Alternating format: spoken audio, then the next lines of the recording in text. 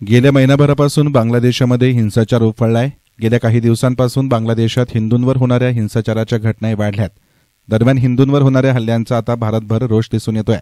बांगलादेशात हिंदूंवर होणाऱ्या अत्याचाराच्या विरोधात कोपरगाव येथे सकल हिंदू समाजाच्या वतीने पायी निषेध रॅली काढून कोपरगाव येथील तहसीलदार यांना निवेदन देण्यात आलं।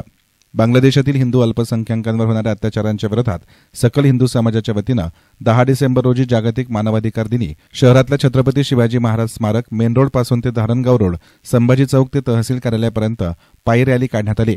बांगलादेश येथे होत असलेल्या अत्याचाराविरुद्ध निषेध देखील करण्यात आला।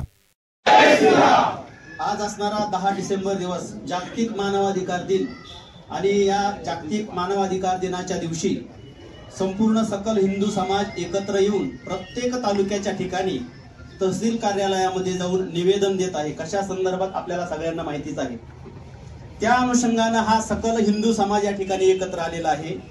बहुतांशी आपल्या हिंदू समाजावरती होत असणारा अन्याय, या अन्यायाला एकमेव जबाबदार जर कोण असेल तर ते फक्त आपले हिंदूच आहेत। कदाचित काहींच्या मनाला ही गोष्ट ठसेल, पण तुम्ही इथून मागचा सगळा इतिहास जर बघितला, संपूर्ण इतिहासामध्ये संपूर्ण हिंदुत्वावरती जर अन्याय झाला असेल तर त्या अन्यायाला पाठी घालणारे फक्त आपले हिंदूच आहेत।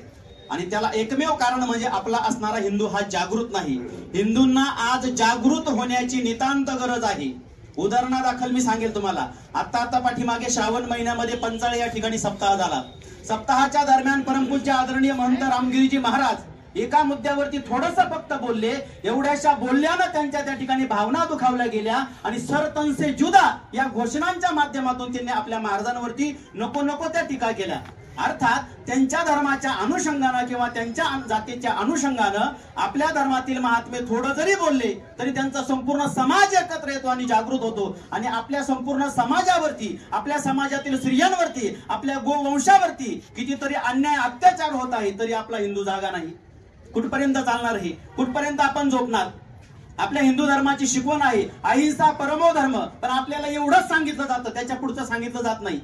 अहिंसा परमो धर्म, त्याच्या पुढची ओळ आहे, त्याच्या पुढचे शब्द आहे हिंसा तथैवच। अहिंसा हा अतिशय उच्च धर्म आहे, पण धर्माच्या रक्षणाकरता जर हिंसा केली जात असेल तर ते धर्माच्या रक्षणाकरता एसएन मीडियासाठी प्रतिनिधी युसुफ रंगरेज, कोपरगाव।